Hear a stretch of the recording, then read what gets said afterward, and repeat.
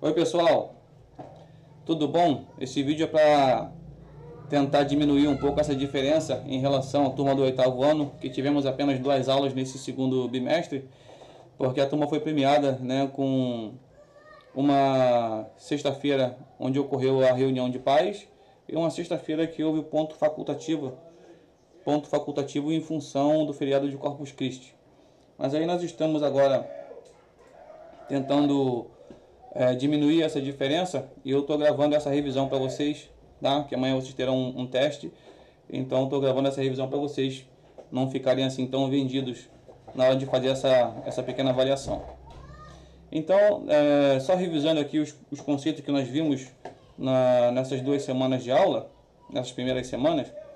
O conceito de hardware, né? Hardware corresponde aos componentes físicos do computador, ou seja, são as peças e aparatos eletrônicos que ao se conectarem fazem o equipamento funcionar. E também vimos a definição de software, né? Onde software é a parte referente aos sistemas que executam as atividades, ou seja, são os programas e aplicativos que fazem com que a máquina funcione. Então fiz uma brincadeira com a turma, traçando um paralelo, dizendo que o hardware está para o corpo, assim como o software está para a alma, né? O hardware é aquela parte física, aquela parte concreta, a parte tangível. Tangível é tudo que a gente consegue pegar, tudo que a gente consegue medir, pesar. E cheguei a fazer mais uma brincadeira dizendo que, aproveitando ali o conceito da matéria, o conceito de matéria na disciplina de ciências, né, cheguei a falar com eles que o hardware, assim como o conceito de matéria, é tudo aquilo que tem massa e ocupa lugar no espaço, né? O software é a parte abstrata, né? É a parte intangível, é o que a gente não consegue pegar, o que a gente não consegue medir com instrumentos convencionais, mas por conceitos, através de outros métodos a gente consegue medir o software.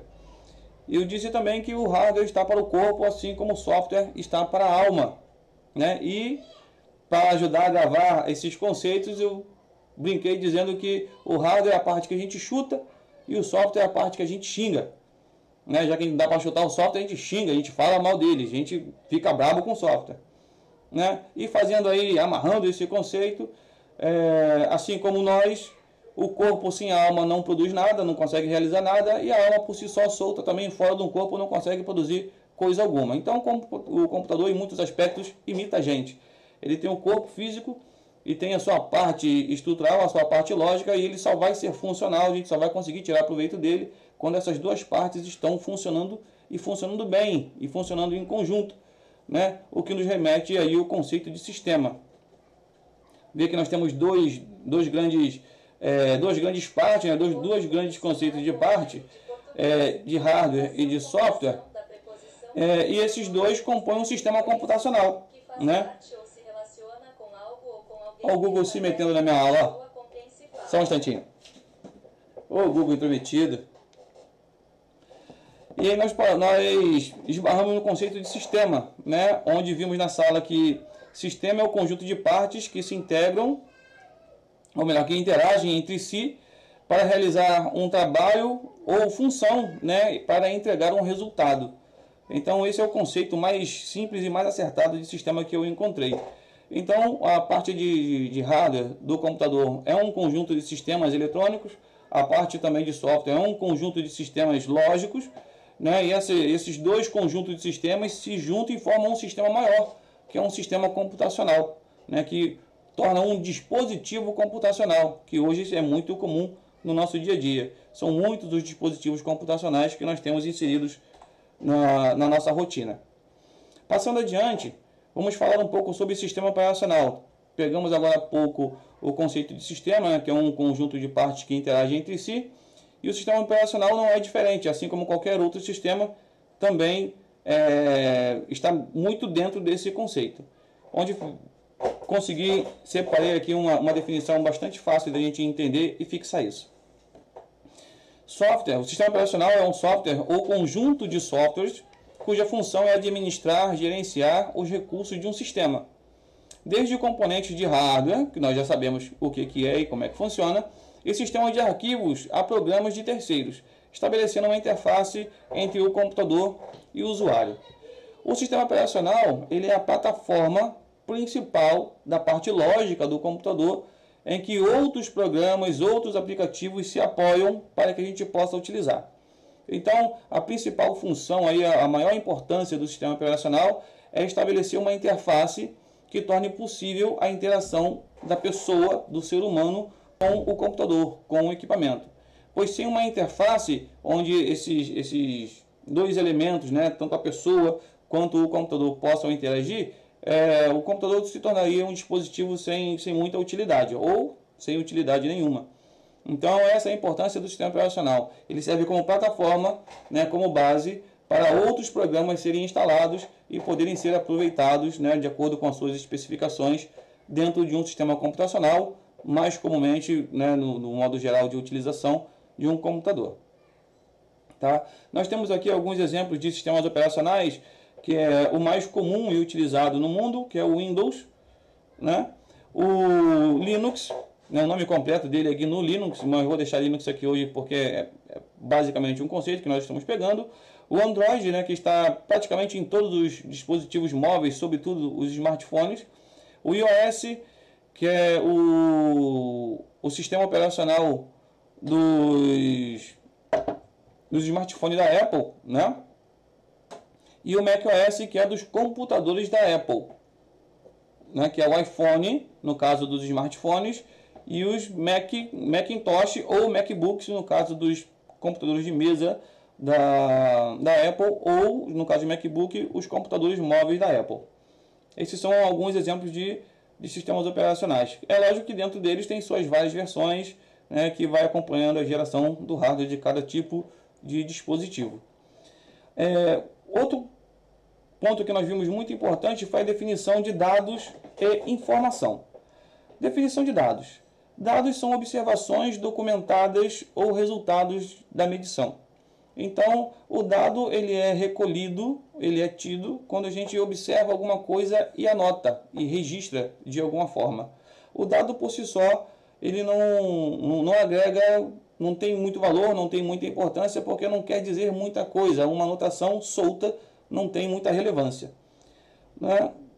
Mas esses dados combinados, um dado combinado com outros dados, sendo tratados, sendo separados, sendo somados, subtraídos, sofrendo operações lógicas ou aritméticas, eles passam a ter mais valor. E eles são considerados como informação, que tem a sua definição aqui da seguinte forma. Informação são os dados, as informações são os dados devidamente tratados e analisados, produzindo conhecimento relevante. Esse conhecimento relevante é como se fosse a média de alguma coisa. Por exemplo, a média da nota dos alunos que compõem uma turma, né? Digamos, pode ser o perímetro de uma área, pode ser a área propriamente dita de um determinado espaço. Então, nós temos aí medidas de um determinado espaço e, com base nessas medidas, nós podemos obter o perímetro ou a área. E o perímetro, o valor do perímetro ou o valor da área, a gente entende como informação. E somente o registro das dimensões isoladas de uma determinada área, nós entendemos como dado. Então, essa é a relação de dado e informação. Dados, informações documentadas, simples anotações, e a informação são esses dados já processados, já tratados de alguma forma. Vimos também nesse primeiro bimestre, não deu tempo para poder passar no oitavo ano, mas é importante que eles recebam também essa informação, as extensões de arquivos, né? O que são extensões de arquivos? Extensão de arquivos são os sufixos de um determinado arquivo, e esses sufixos são o que determina, né, o que vai dizer para a gente e para o computador qual é a relação dele com um determinado programa.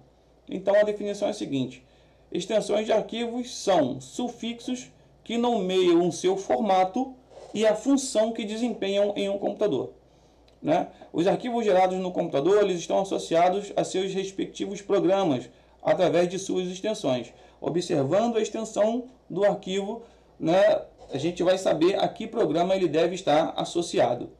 Uma associação indevida de um tipo de arquivo a um programa inadequado pode acarretar mau funcionamento, né, do computador, ou mesmo fazer com que o computador pare de funcionar. Então é importante que a gente entenda isso. Talvez alguém que esteja aí me escutando né, assistindo essa aula, possa ter alguma vez se deparado ou visto, né, alguém com a dificuldade da seguinte forma: eu estou tentando abrir um arquivo e não consigo. O computador retorna uma mensagem de erro e não abre o arquivo. Provavelmente o computador não tem o programa adequado para abrir aquele tipo de arquivo, ou aquele arquivo está associado a um programa que não consegue fazer a leitura dele, né? Isso gera algumas dificuldades e, dependendo da situação, do tipo de arquivo que tiver com a associação indevida, o sistema operacional pode parar de funcionar. Então, a extensão de arquivo, por exemplo, o DocX, está relacionado com o Microsoft Word, o PPTX está relacionado com o PowerPoint, o BMP, que é de bitmap, ele está relacionado às imagens do Paintbrush, que é um arquivo de imagem de fotografia, assim como o JPG também, né? O XLSX, ele está relacionado aos arquivos do Excel, e aqui um pouco diferente, o CDR está associado a arquivos do CorelDRAW, que é uma ferramenta de desenho bastante avançada, que a gente chama, que é também conhecida como ferramenta ou programa de vetorização, tá? Vimos também a questão das memórias do computador, o tipo de memória que o computador trabalha, e nós aprendemos que ele trabalha com dois tipos principais. Não são os únicos, mas são os principais: memória RAM e memória ROM. Onde a memória RAM, que quer dizer Random Access Memory, ou memória de acesso randômico, esse randômico, entenda-se aleatório, é uma palavra mais comum que a gente utiliza, né? Ela é entendida como memória de trabalho do computador. É a memória onde o processador realiza todos os processos, né, requisitados pelos programas. A gente pode entender que tudo que o computador, todo o trabalho, todo o processamento que o processador do computador executa, ele faz isso dentro da memória RAM. A memória RAM funciona como mesa ou bancada de trabalho do processador. Tudo que ele precisa fazer, ele carrega na memória RAM. Essa memória RAM, ela tem uma velocidade muito alta, ela é muito rápida, né? Ele realiza ali o trabalho e depois ele exibe o resultado do trabalho para a gente. Assim como a gente acompanha o que o computador está fazendo no monitor, né? Assim como reprodução de música, reprodução de vídeo e qualquer outra tarefa que o computador venha a executar. Todas essas tarefas são executadas essencialmente, unicamente e principalmente dentro da memória RAM, tá bom? Agora, a memória ROM, Read Only Memory, ou memória somente de leitura, né? É a memória de armazenamento do computador. Tudo que nós salvamos, tudo que tem dentro do computador em relação a programa, em relação a arquivos, músicas, vídeos, fotos, documentos, os trabalhos de escola que a gente salva no computador, nós estamos gravando em uma memória ROM. A principal memória ROM do computador é o HD, que é inclusive nesse dispositivo, né, que faz parte desse tipo de memória. No HD é onde está instalado o sistema operacional, onde estão guardados todos os nossos arquivos, né? É uma memória somente de leitura porque ela fica gravada fisicamente no dispositivo, né? E a menos que haja um comando, um mecanismo específico para apagar ou regravar alguma coisa por cima, essa informação vai ficar gravada para lá, né? Digamos assim, eternamente, se o dispositivo for guardado nunca mais for utilizado, tá? Então, é memória de armazenamento do computador, local onde todos os arquivos do computador ficam armazenados, ficam salvos. É muito comum também essa expressão de salvar arquivos no computador. Salvar quer dizer gravar o arquivo em uma memória RAM. Alguns tipos de memória RAM: pendrive, aliás, memória ROM, pendrive, CD, DVD, cartão de memória. Antigamente tinha os famigerados disquetes, que tinham uma capacidade muito pequena e eram muito lentos, tanto para acesso à informação quanto para a escrita, né? E tem a próprio celular também pode servir como uma memória externa para armazenamento de dados, e entre tantos outros dispositivos que servem para armazenamento, tá bom? Vamos lá, acabou. Eu acho que é isso. Fora isso, nós temos ainda um questionário que foi passado para vocês no grupo, tá? Que é bom vocês darem uma olhada, que junto com essa pequena aula de revisão vai ajudar a refrescar a memória de vocês, e vocês vão estar melhor preparados e em melhor condição de fazer o teste de vocês amanhã. Tá bom, turma? Um forte abraço, um grande abraço para todo mundo e a gente se vê amanhã na aula com o nosso teste. Um abraço, tchau, tchau.